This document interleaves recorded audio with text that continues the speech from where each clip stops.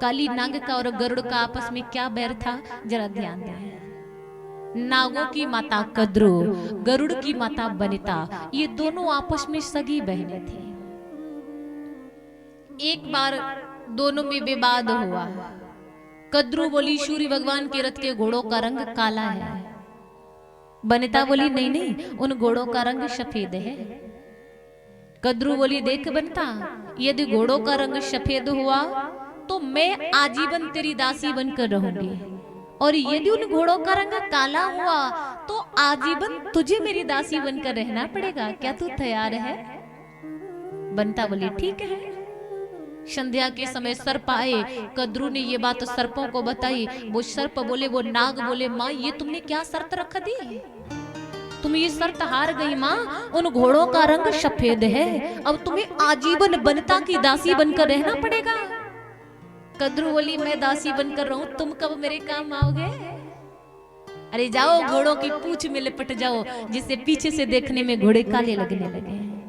सर्प बोले माँ तू छल करने की बात कर रही है? नहीं नहीं, मैं ये छल नहीं करूंगा। कद्रू ने श्राप दे दिया, मूर्खों मेरी बात नहीं मानने हो, जाओ तुम शीघ्र ही सभी जलकर नष्ट हो जाओगे, जलकर भस्म हो जाओगे। माँ ने श्राप दे दिया। सर्प जाकर घोड़ों की पूंछ में लिपट गए, जिससे पीछे से देखने में घोड़े काले लगने लगे। बनिता कद्रू की दासी बनकर रहने लगी।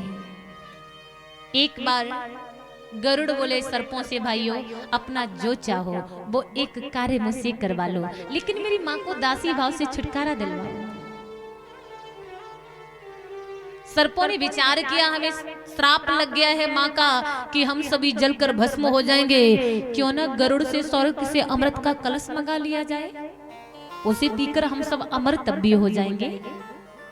बोले गरुड़ तुम्हारी माँ को दासी भाव से छुटकारा मिल जाएगा, किंतु कब? जब तुम हमें स्वर्ग से अमृत का कलश ला कर दो। गरुड़ अमृत कलश लेने गए, इंद्र ने रोका। गरुड़ बोले भगवान इस समय मत रोकिए, ले जाने दीजिए कलश। इस समय हमारी माँ दासी बनी है, और हमारी माँ को दासी भाव से तभी छुटकारा मिलेगा जब मैं ये कलश ले जाऊंगा। हाँ मैं आपको एक उपाय बता रहा हूँ कि जैसे ही मैं कलश पृथ्वी पर रखूं, आप तुरंत वहां से इसे उठा कर ले आना। गरुड़ कलश ले आए, लाग कर उसे रख दिया है। गरुड़ ने ये कलश कुश पर रखा था आकर, इसीलिए आज भी कुश को पवित्र माना जाता है।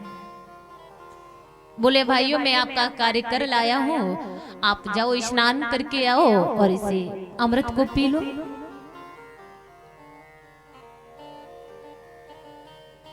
सर्प स्नान करने चले, इतने में इंद्र आए और कलश ले जाने लगे। अब तो सर्प उल्टे पैरों भागते हुए वहां आए, तब तक इंद्र वहां से कलश ले जा चुके थे।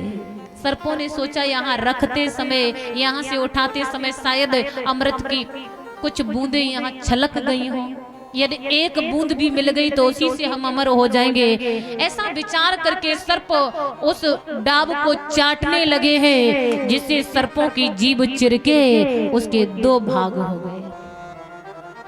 आज भी सर्प की जिब्या के दो भाग होते हैं। बनिता को दासी भाव से छुटकारा मिल गया, किंतु गरुड़ ने जब ये बात जानी कि सर्पों ने मेरी माँ के साथ छल किया था, और उसी छल के कारण मेरी माँ को इतने समय तक दासी बनकर रहना पड़ा, प्रतिज्ञा कर ली अब तो मैं एक भी सर्प को जीवित नहीं छोड़ूंगा, सभी को खा जाऊंगा।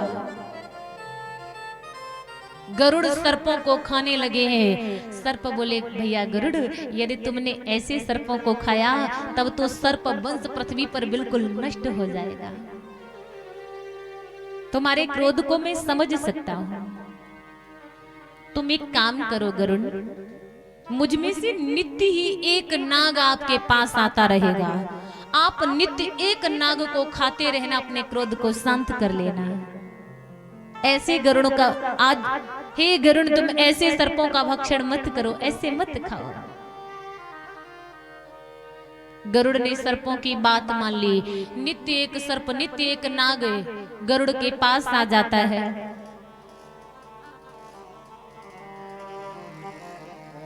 गरुड़ नित्य एक नाग को खा लेते हैं। जब काली नाग का नंबर आया तो ये काली नाग रात के समय ही काली दे के लिए चला गया, काली दे के लिए प्रस्थान कर गया। अब फिर प्रश्न उठता है, क्या गरुड़ काली दे पर जाकर काली नाग का अंत नहीं कर सकते थे? तो गरुड़ काली दे पर नहीं जाते थे। क्यों नहीं जाते थे? गरुड़ को श्राप लगा हुआ था। किसका श्राप लगा हुआ था? शौभर ऋषि का श्राप। शौभर ऋषि ने श्राप कब दिया? जब शौभर ऋषि यमुना जी के किनारे तपस्या कर रहे थे, ब्रह्मा जी ने गरुड़ से कहा, गरुड़ शौभर ऋषि की समाधि खुलवाओ। गरुड़ ने क्या किया? मछलियां काट काट कर शौभर ऋषि के ऊपर गिराने लगे। शौभर ऋषि के नेत्र खुले, विचार किया शायद ये मछलियां खा रहे हैं। श्राप दे दिया, गरुड़ यहाँ आकर मछलियां खाते हो, जाओ श्राप दे रहा हूं, यदि आज के बाद काली दे पर आए तो तुम यहीं जलकर भस्म हो जाओगे। गरुड़ को श्राप लगा था, इस कारण गरुड़ काली दे पर नहीं जाते थे और ये बात मात्र काली नाग को ही मालूम थी, इसलिए काली नाग काली दे के लिए प्रस्थान कर गया। आज भगवान से कह रहा, भगवान यदि मैं रमणक द्वीप पर गया तो वहां हमें गरुड़ खा जाएंगे। भगवान बोले, काली तुम्हारे सिर पर हमारा पग चिन्ह है, इसलिए गरुड़ तुम्हारा भक्षण नहीं करेंगे। वहां से काली नाग रमण द्वीप के लिए प्रस्थान कर गया। बोली नागन थैया भगवान की।